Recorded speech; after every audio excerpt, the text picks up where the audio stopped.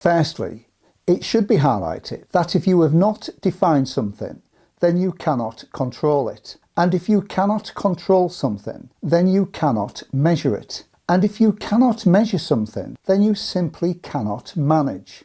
Okay. Now, ITIL is a public framework composed of methodologies and principles from the best in class from around the world. In simple terms, ITIL focuses on best practice for IT service management. So we do not need to rewrite common sense. We can take advantage of techniques and approaches that have been tried and tested, exactly the same as with other best practice frameworks such as DevOps, Lean, Prince2, Agile, Scrum, and so on.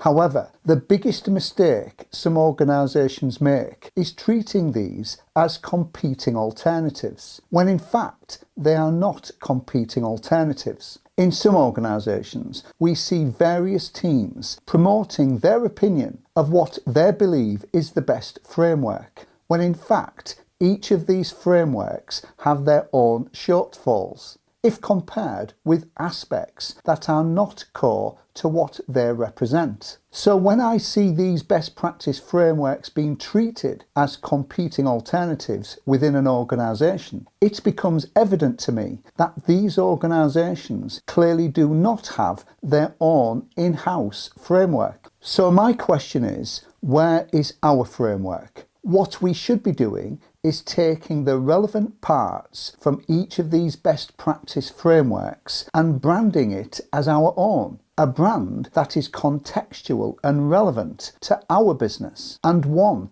that does not just talk the walk, but facilitates a culture that actually walks the talk. But no. What do we actually do? We copy and paste these books as they stand straight into the organisation, and this simply does not work. Of course, we should be adopting these frameworks. That is why these frameworks exist. However, what we fail to do is adapt these to the relevancy and context of our organisation. In terms of ITIL, we should not simply regurgitate the ITIL book as it stands. Once we come back from the ITIL classroom, we should remove the ITIL badge and make it ours. Let me go one step further. I have helped organisations introduce their own in-house IT service management certification scheme. Let me explain. The reason why ITIL students take an exam is to communicate back to the examination institute that they have understood the topic. Now, as we know, such exams comprise of generic questions, so we could create